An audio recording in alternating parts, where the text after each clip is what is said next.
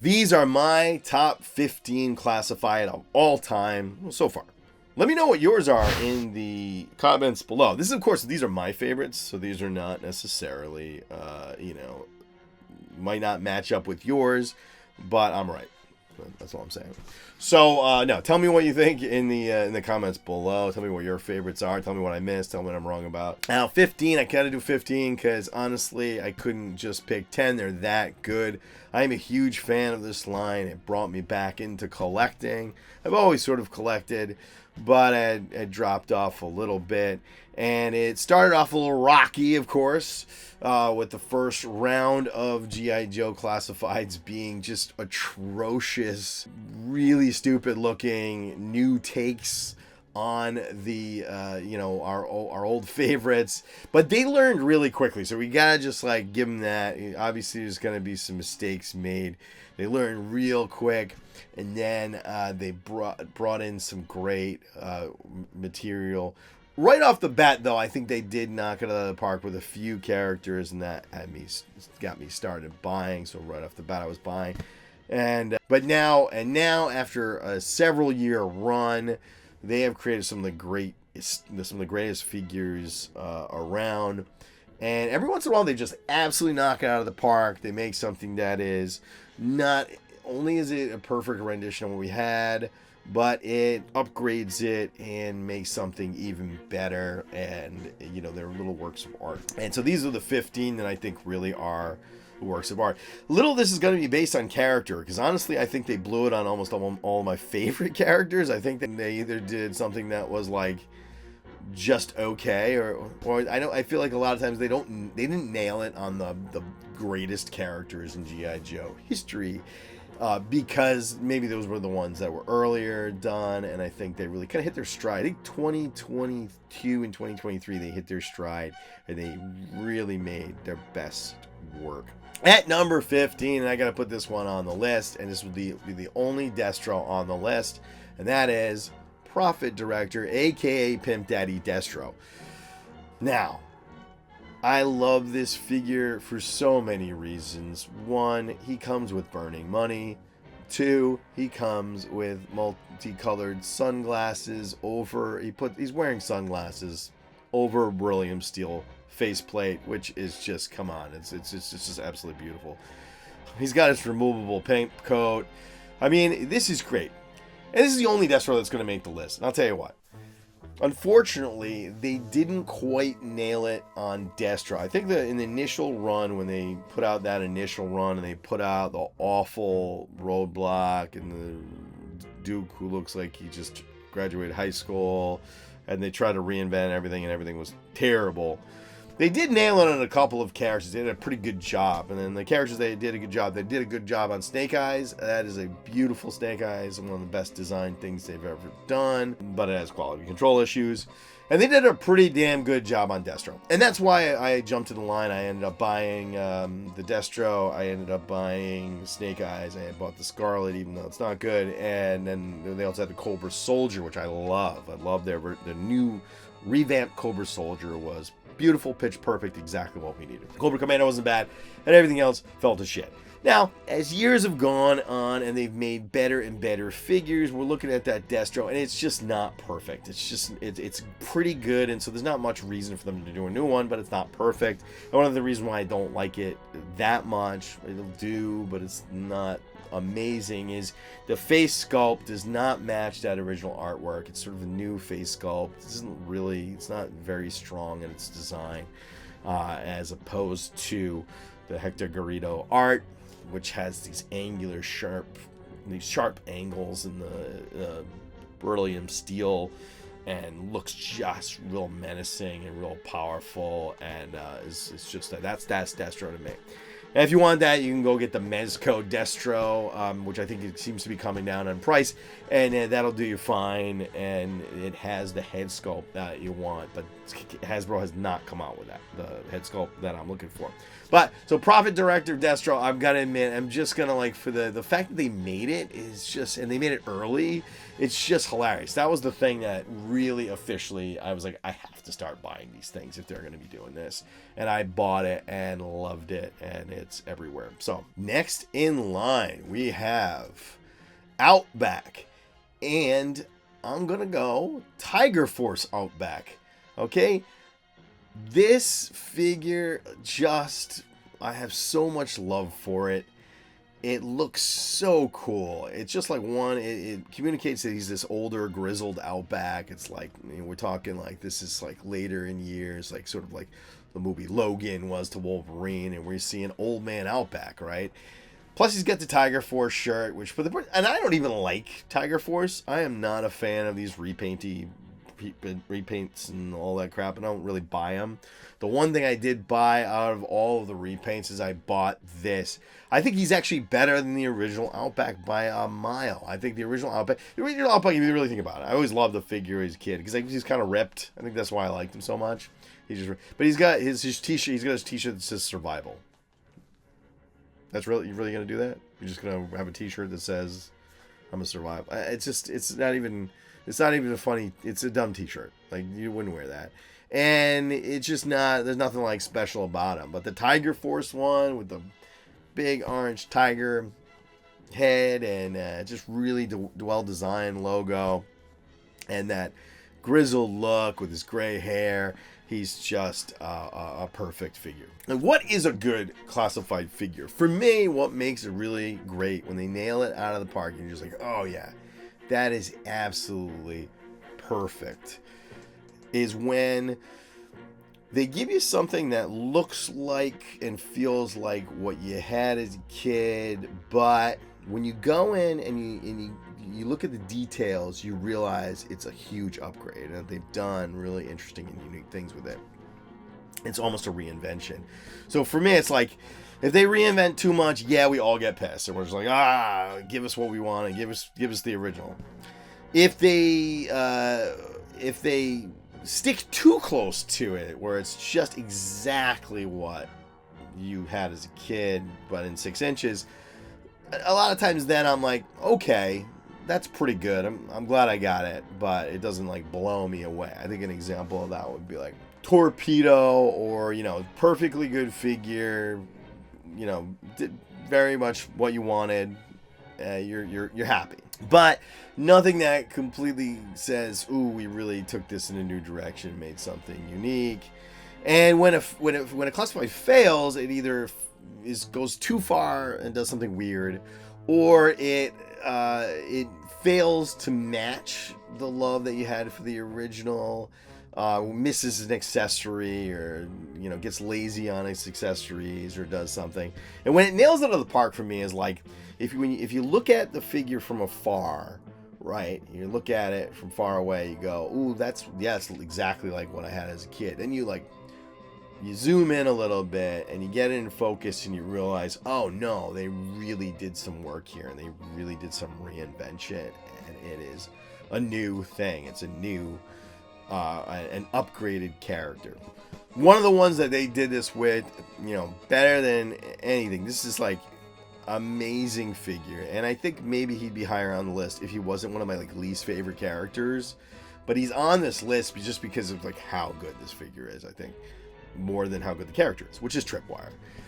The Tripwire figure is, they took a character that, like I said, he was never my favorite. I mean, he was kind of goofy that he tripped. They if you read his file card, he's very clumsy, and so in the comic book, they always made him tripping and almost dropping things unless it was explosives. And then as he came with a little mine detector sweep and some mines. And if you were a kid, you want to play with a guy who's just detecting mines. So what would you never do with it? That's it reminds you of the guy on the beach. It's like an old guy on a beach wherever you go, who doesn't want to talk to his family, so he walks around with a metal detector and tries to search for coins. I don't know, that guy. That's who you get. That's not fun. So I remember as a kid, you got him. You didn't come up with a gun or anything. He just came with mines. I used to make him fling the mines like, you know, explosive discs, because he needs something. He needs something. Nobody wants to be like, hey, let's play with a guy. Hey, go search for shit. They turned him into the Hurt Locker. I mean, they gave him, which is what he is, I guess, but they gave him, you know, a couple of versions of the suit, and he's got his little friend, Absar, the little rat that can go in and sniff out explosives, and he's got this, like, you know, McLeod, the robot.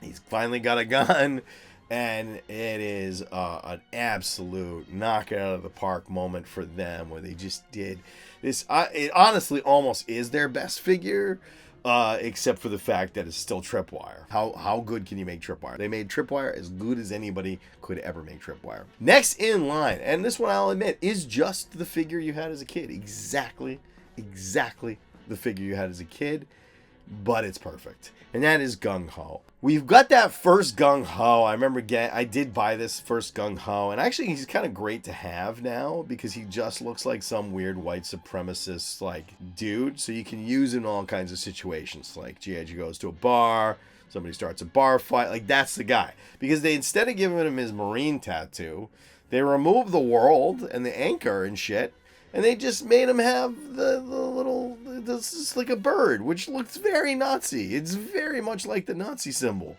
as far as I can tell. And he just, you know, he's got a mohawk, and he just, that was not a great Gung-ho. This Gung-ho, though, brought it back to the original. And what I love about this figure is the head sculpt is perfect.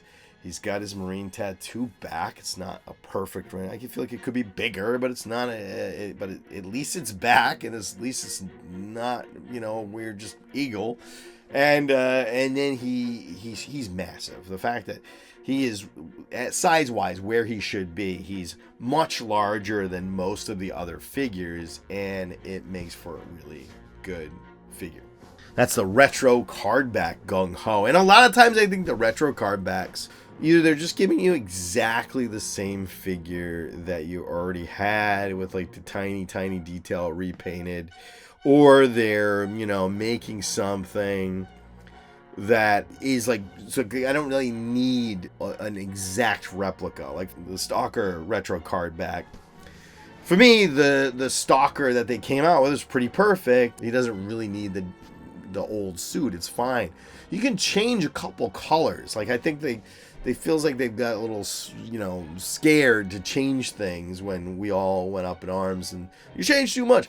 And I'll admit, I was on that bandwagon. I was, you know, oh my god, you changed so much. It's nothing like the character. But it's like, change a little bit. Change just a little bit. And so the retro card backs, whenever they don't do that, whenever they're not, when they're good, like the Duke and the Scarlet and the Recondo and Gung-ho, I'm all for it. And the others, you know, it's the same figure, and you repackaged it and you changed the color. Next in line, we have Torch. Now, this finally a perfect Dreadnought, and this is one of those that really, it looks exactly like the figure you had when you were a kid, but he's upgraded. He's got some real details put in, and all of the details I think are great. He's got the flame tattoos around his wrists. He's got his dual pistols. I do miss the trench knife, but I'm okay with it. But the big upgrade here is the flamethrower, which they gave him. This, you know, original one had basically like a blowtorch, right? I mean, that was what for me, he was like he used a blowtorch. He used to cut things with a blowtorch. It's not a flamethrower, but in the cartoon he had a flamethrower. Everywhere I had a flamethrower, and a flamethrower is better than a blowtorch.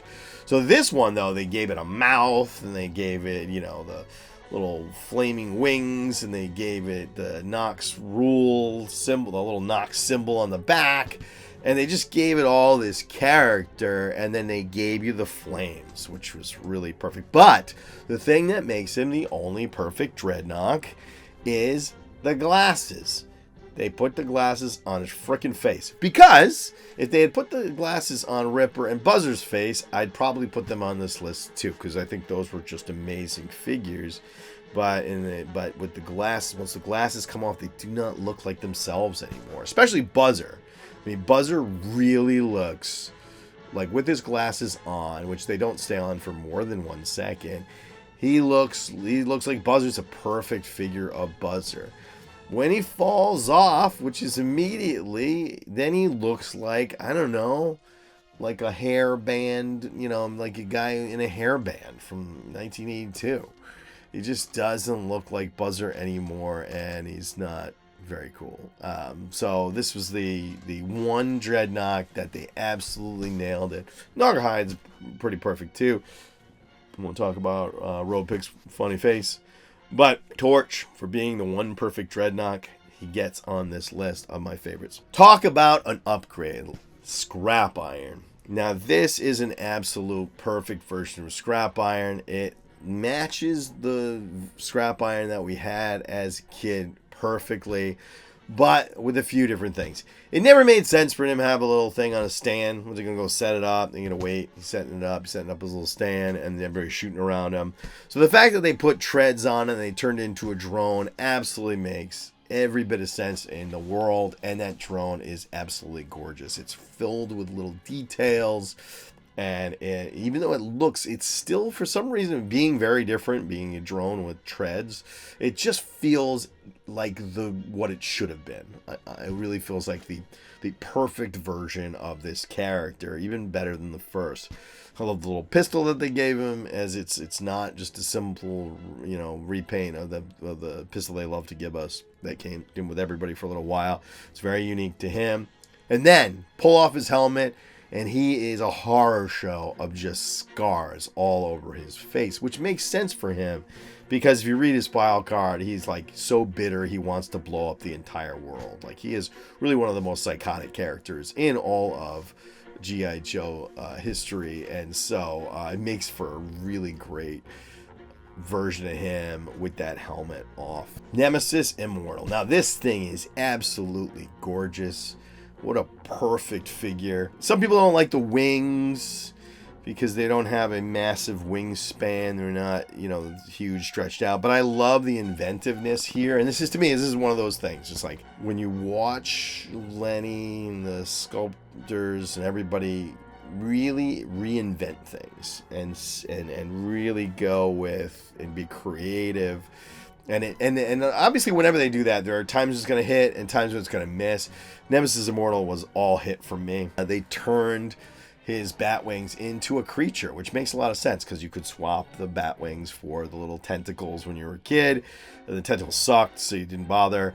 But the bat wings kind of sucked too.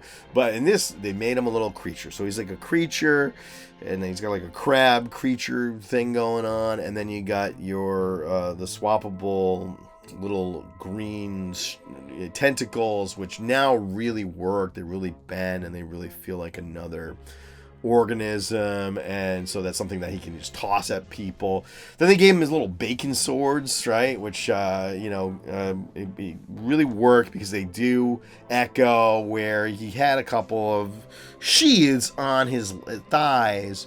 But I even love like the new like bone helmet. I keep that one on. I really like the way that one looks. Just I love the idea that, you know, when he's really in a fight, the armor comes alive and forms bone where he needs it. His arm spikes finally feel like they should. You know, in the cartoon he could cut open tanks with them, which you can't do that.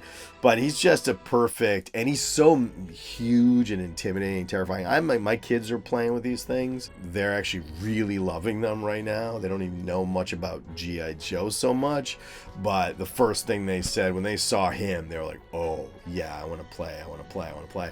So the Nemesis Immortal is really hit with kids. He's a scary and really fun thing to play with. Next we have, and I absolutely fell in love with this figure, is a character I didn't even know about. That's the weird thing. It's like just barely knew she existed.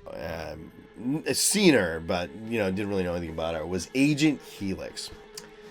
And now I'm in love. Okay, Agent Helix. First of all, I think Agent Helix has so much potential. I think she should get her own book. I think she would be really, really fascinating and bring in people into the line. She's autistic, right? The fact that she's a savant, right? It's implied that Agent Helix is a savant. She's a genius. combatant because her brain works a little differently, and she has total battlefield awareness, right? She's got a lot of real interesting lore and character to her. The little band-aid that she puts on, that she has on her, the gray hair, the suit. And then getting into her, not really knowing who she is, I read the series Silent Option, which is actually one of the best things Larry Hama has ever read. It's a really interesting story in which Cobra is not the villain, but instead there's this like child trafficker that had trafficked Agent Helix as a kid. So Agent Helix is a really fascinating origin, and I really think that Agent Helix is something that she could actually like move on. She could be like a part of G.I. Joe sometime. I think she could have her own book. I think she could have her own fan base that wants a autistic superhero, or maybe a kid who's like neurodivergent, right? And I know I'm using woke buzzwords. I apologize. No, I don't know. Is it a woke thing? I have no idea. I know. I don't know, because I am apparently also neurodivergent, because I have ADHD, as does every man like or boy just about in the world. So not very divergent, but anyway.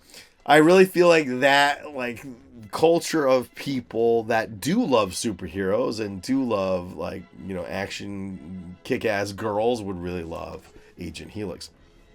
But when the figure is absolutely perfect, and the figure really nails it, and they really made her own, is giving her these weapons. Now, these weapons, they're like blades that almost look like mantis claws, right? But what really worked for me was imagining those mantis claws. I think they're kind of perfect, because you watch with the way she fights. She has total battlefield awareness. Everything around her, she understands, so she can go into a room of like 25 people and just like take them all down, shooting her guns. I always think of her like when Agent Helix is fighting, that it's exactly like the movie Equilibrium, where she just goes and she's like boom, boom, Equilibrium. But then she's got these blades, so you're fighting her, and she's not even thinking. She's hitting you with a sword, and then the blade is just coming through and like going through your face, and then she's just like a wreck, just like one of the, like, just a massacre whenever Agent Helix is involved. And so for me, Agent Helix was an absolute perfect. What I also love is that it made me have love for a character that I didn't know. So, 90% of the time, this is about nostalgia, right? I think like a lot of what we're doing and why we talk about this is just like, it brings in nostalgia. But, I mean, I'm also like a big sci-fi fantasy fiction dork too, and I can appreciate a new story. And bringing in a new story was really, really fun with Agent Helix. Next, we have Serpentor, and I gotta admit, I regret to inform you of how great this thing is, because I know nobody got him, or he was very expensive and you didn't get him on first run. Why did they make this guy one of the things that you would have a hard time getting? I don't understand. He's one of the most important characters, one of the most important villains, and they made him somebody that's absolutely impossible to get. I'll admit, on a low moment, I blew $200 on this guy, because I was like, you know what? I gotta have him. Yeah, it's not worth it. I understand. First, this chariot is absolutely perfect. It is such an upgrade from the original. It is full of detail. The fan at the bottom, which his cape gets stuck in, and I think in the G.I. Joe the movies, cape gets jammed into it, right? Not a good. Don't put your cape near that thing. Really, absolutely perfect. He's got the opening here shows a little hidden gun. It's just gorgeous. And he himself, he's one of the biggest figures they've ever made. He's actually massive. He towers over almost everybody.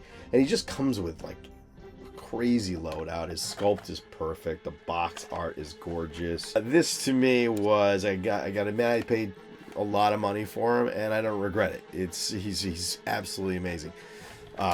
He comes with his little friend, his Cobra friend. He comes with the snake that he uses to mortally wound Duke. He's got the blades in two different extensions, so you have one short blade and one longer blade. And he has a proper sword, as opposed to that little chintzy knife that he came with when we were kids.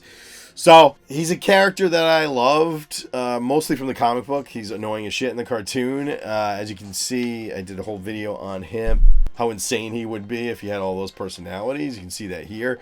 But that is just a gorgeous, gorgeous figure. The only problem with that figure is how hard it was to get.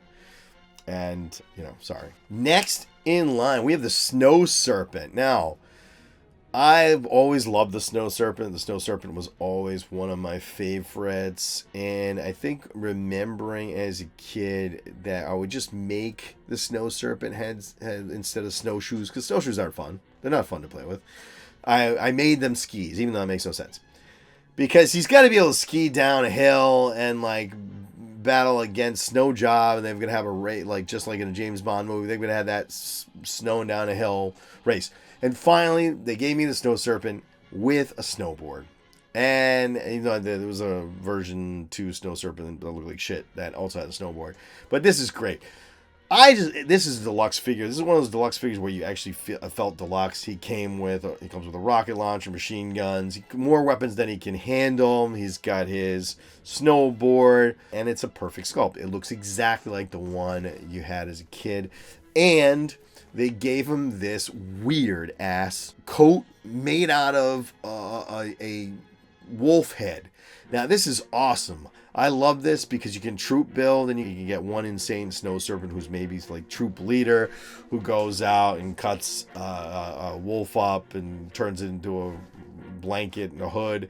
And I love the idea of Timber coming across that guy and just fucking him up for killing one of his brothers. That hood also recalls the Valor versus Venom version of the Snow Serpent, which is actually supposed to be a person with wolf DNA, which is stupid, as Valor versus Venom is. But just really, to me, that figure was an absolute perfection of a deluxe. And one of those deluxe figures where you go oh yeah, that's actually deluxe. Because sometimes they give you some deluxe and then you'll be that's not very deluxe. Next in line, we have one of my favorite G.I. Joe characters and its ultimate incarnation. That is Rock and Roll. For me, this was just a mind-blowingly good figure because I think we all want the original 13. I think a lot of you, some people just want, give me the original 13 in their drab green, make them look as military as possible. For me, I want a little bit of an upgrade, just a little bit of a shift. And I think this is with the original 13 is where I think they need to just be a little bit inventive to make them exciting, but not too much. Just don't go too far. And I think this was the perfect figure to do this with, as he really does, other than, he's got some, tan elements to his uniform. It's not just drab green. But otherwise, he looks like Rock and Roll. But they just give him. He's always been a bodybuilder, so he's really muscular, lots of tattoos, and then they gave him the metal hands. The metal hands has really won me over on this figure. His face sculpt is gorgeous, and he's just an absolute perfect version of Rock and Roll. I don't really. They're coming out with a retro card back. I don't really need that. I really feel to me I want a slight reinvention. I don't want, and I'll be a pain in the ass. I do not want a total reinvention, like when they gave us Disco Roadblock. That's horrible. No, I don't want that. But I want a little bit of a reinvention, and I want them to make these original 13 a little bit more exciting than they maybe would have. I think they did a good job with Grunt. They just gave him a couple things that made him look more like a reinvention. And Clutch, those are subtle reinventions that work really well.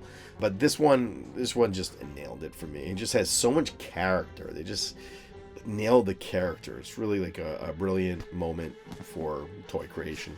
Okay, next in line, one of my favorite figures, and I have to say, a lot of my favorite figures would not make my top 10 character list. They're characters I love, but they're not my top 10 characters.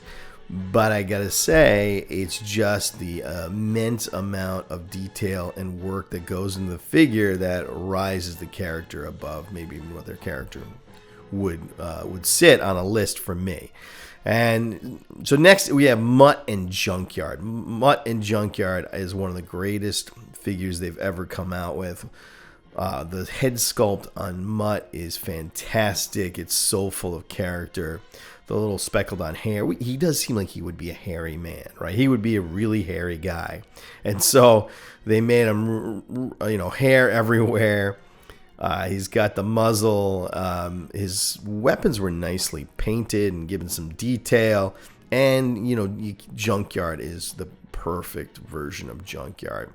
Both faces. He's got a ferocious face, and he's got a very, lovable, kind of sweet face. And putting on little, vests so he can hold them back rather than a leash was a great addition. And the hand signals, I'm not really going to use them. I don't like to swap my hands all that much, but for posing, for photography, the hand signals are an incredible addition. And Mutt and Junkyard. Mutt is a beloved character. Who doesn't love a guy that randomly wears a muzzle for no apparent reason? His best friend's a dog. He will bite you, I think. Okay, next we have Snake Eyes and Timber, Alpha Commandos. Now this, I think, you gotta have a Snake Eyes on the list, right? I'm a huge, maybe you don't, but I love Snake Eyes. I'm a huge Snake Eyes fan, and he's one of my favorite, characters in all of fiction.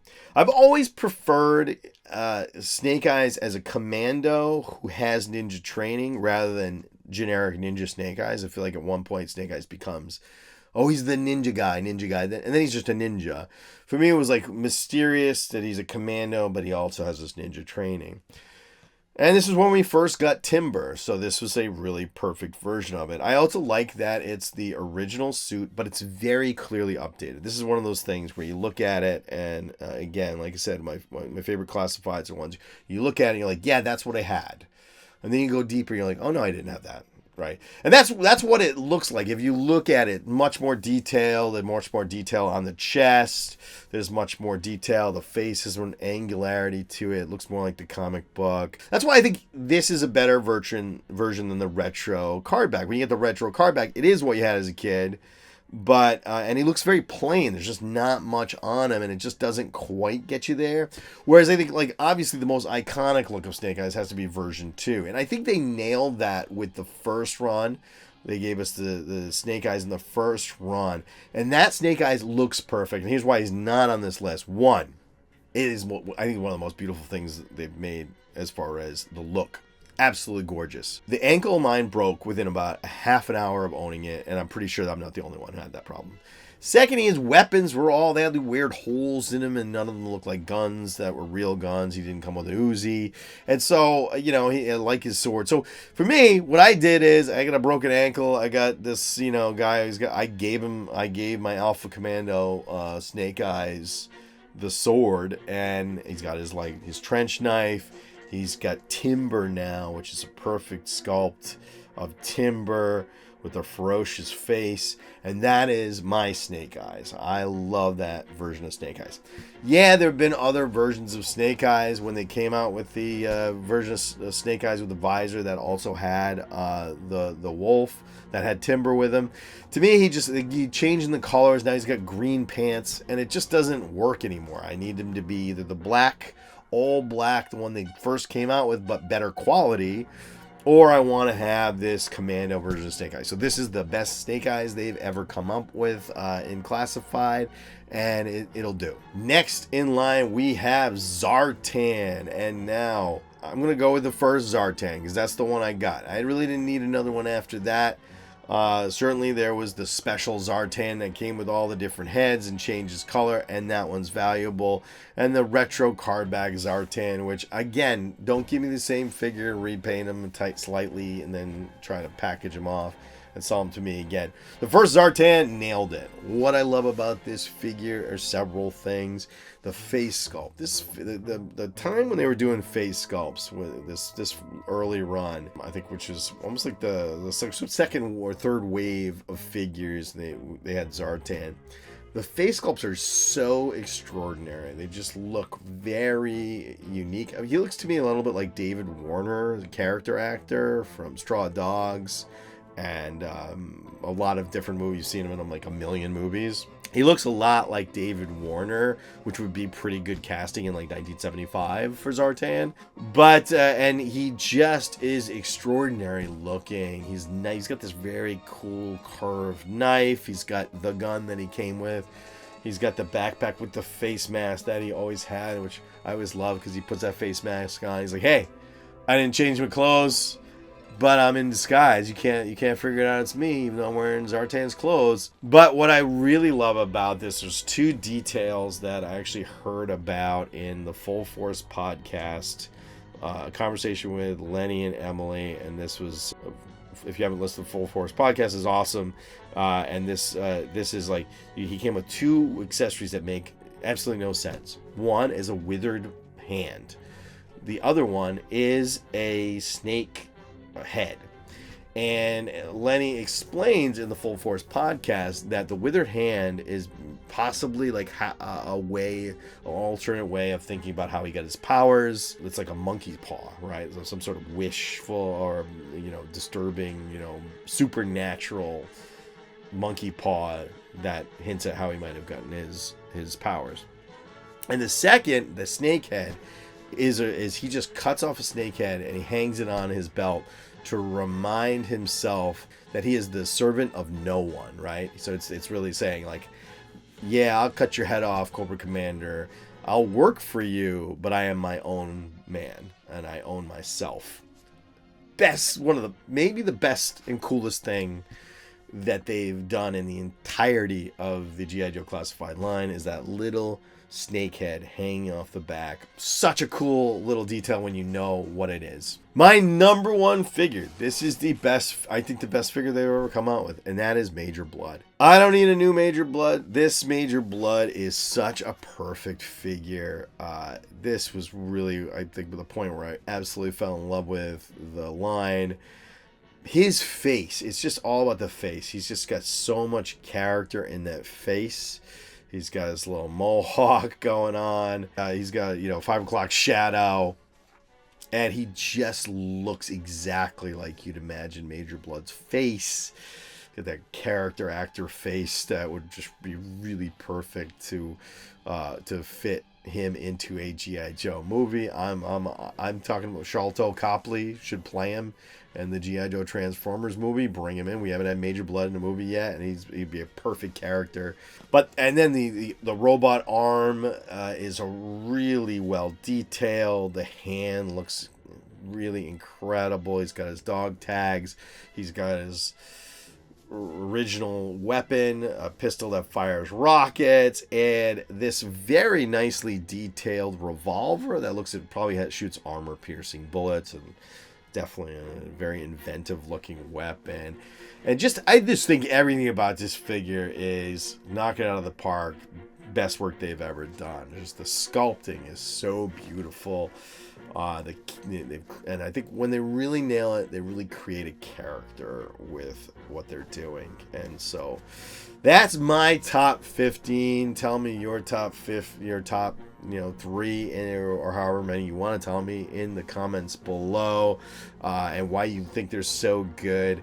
And I'm looking forward to seeing what they do in the next few years. And if you're interested in hearing more about G.I. Joe Classified, check out this video where I talk about the ones I want to see next.